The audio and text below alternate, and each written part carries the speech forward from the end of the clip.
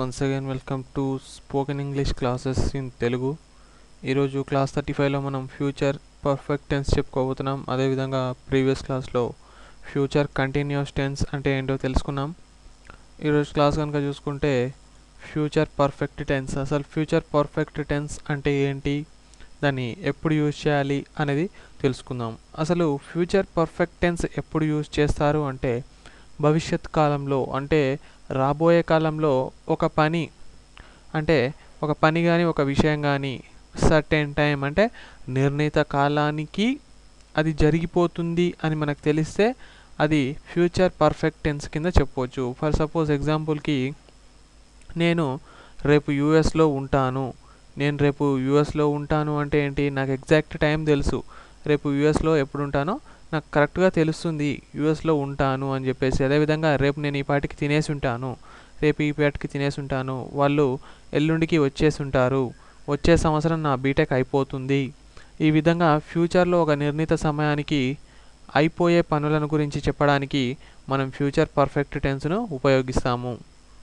ఇక్కడ కనుక చూసుకుంటే ఫార్ములా ఉంది, subject plus will have plus V3 అంటే ఏంటి, వర్బ్ థర్డ్ ఫామ్, అదేవిధంగా ప్లస్ ఆబ్జెక్ట్ సబ్జెక్ట్. సరే, let's go to the first example. నేను రేపు ఈ టైంకి పరీక్ష రాసేసి ఉంటాను అంటే రేపు ఇదే టైంకి, ఇప్పుడు ఎంత అవుతుంది, 5 అవుతుంది టైం, ఈ అంటే సాయంత్రం 5 గంటలకి రేపు ఈ టైంకి పరీక్ష రాసేసి ఉంటాను అనేది నాకు తెలుసు. సో అదే విధంగా చెప్తాము. సబ్జెక్ట్ ఏంటి, నేను అంటే I, will have as it is రాయాలి మళ్ళీ.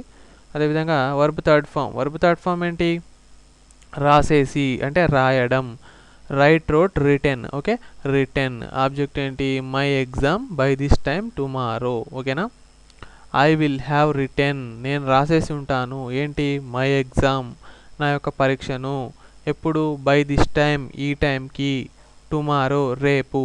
Okay, I will have written my exam by this time tomorrow. Okay, అదేవిధంగా నీవు రేపు ఈ టైంకి వెళ్ళిపోయి ఉంటావు అంటే ఎక్కడైనా సరే కూడా నీవు రేపు ఇదే టైంకి ఇక్కడ ఉండవు, బట్ వెళ్ళిపోయి ఉంటావు, నాకు అది తెలుసు. కాబట్టి అది చెప్పాలంటే you will have gone by this time tomorrow. Okay, same first example లాగానే ఉంది.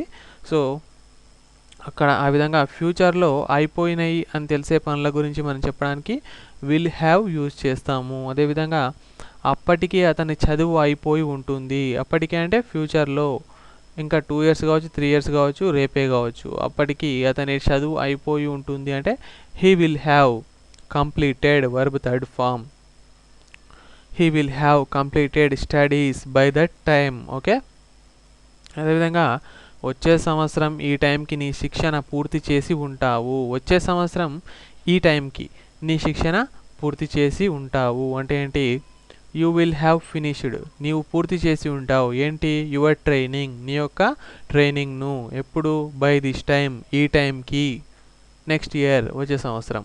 ఓకే, యూ విల్ హ్యావ్ అని ఎప్పుడు యూజ్ చేస్తాము, ఫ్యూచర్ పర్ఫెక్ట్ టెన్స్లో. మనకు ఫ్యూచర్లో జరిగిన పని అయిపోయింది అని తెలియజేయడానికి మనం ఫ్యూచర్ పర్ఫెక్ట్ టెన్స్లో విల్ హ్యావ్ యూజ్ చేస్తాము. అదేవిధంగా వాళ్ళు రేపు ఈ టైంకి పని పూర్తి చేసి ఉండరు అంటే రేపు ఈ పాటికి వాళ్ళు పనిని పూర్తి చేసి ఉండరు, ఇంకా మిగిలి ఉంటుంది, లేకపోతే వాళ్ళు సరిగా చేయట్లేదు అనుకోండి, అది నాకు తెలుసు. కాబట్టి ఇక్కడ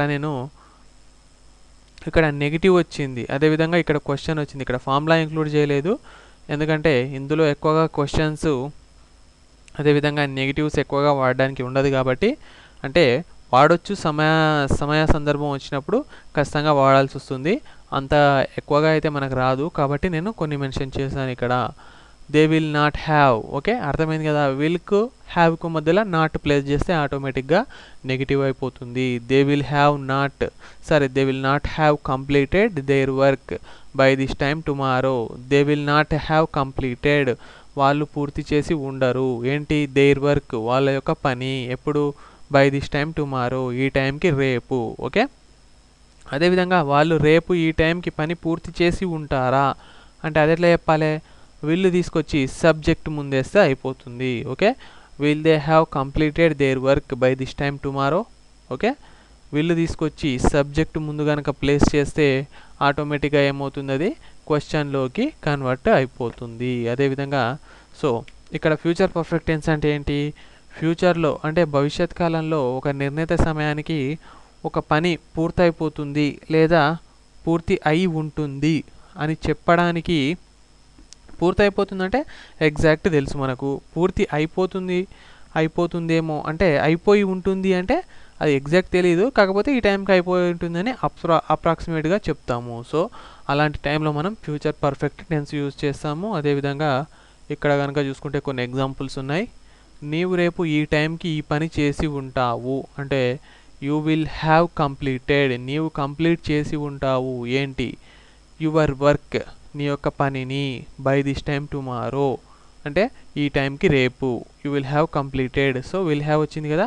ఇక్కడ కూడా నేను వచ్చేసి ఉంటాను అంటే ఐ విల్ హ్యావ్ కమ్. ఇక్కడ రేపు ఫ్యూచర్ టెన్స్ను మనం యూజ్ చేయలేదు ఇక్కడ, అంటే నేను వచ్చేసి ఉంటాను, నేను రేపు వచ్చేసి ఉంటాను, నేను ఇంకా వారంలో వచ్చేసి ఉంటాను. ఇక్కడ ఎగ్జాక్ట్గా మనం ఫ్యూచర్ అని మెన్షన్ చేయలేదు, కాకపోతే నేను వచ్చేసి ఉంటాను అనేది పాస్ట్ లాగా అనిపిస్తుంది మీకు. ఓకే, వచ్చేసి ఉంటానంటే ఆల్రెడీ వచ్చేసి ఉంటానని పాస్ట్ అని అనుకోవచ్చు. కాకపోతే ఇక్కడ మనం ఫ్యూచర్ గురించి మాట్లాడుతున్నప్పుడు మనకు తెలిసి ఉంటుంది, అది మనం మాట్లాడే వాళ్ళకి తెలిసి ఉంటుంది, మనకు కూడా తెలిసి ఉంటుంది ఎప్పుడు ఫ్యూచర్ మాట్లాడాలి అని. అలాంటి టైంలో మనము ఎగ్జాక్ట్ టైం మెన్షన్ చేయకుండా నేను వచ్చేసి ఉంటానంటే దాన్ని ఫ్యూచర్లో చెప్తే అది ఫ్యూచర్ కిందికి వెళ్ళిపోతుంది. ఐ విల్ హ్యావ్ కమ్, అతని ప్రాజెక్టుని శనివారంలోగా పూర్తి చేస్తాడు అనుకోండి for suppose. So he will have completed he's project by Saturday. Okay, will have వచ్చిందా, హీ విల్ హ్యావ్ కంప్లీటెడ్.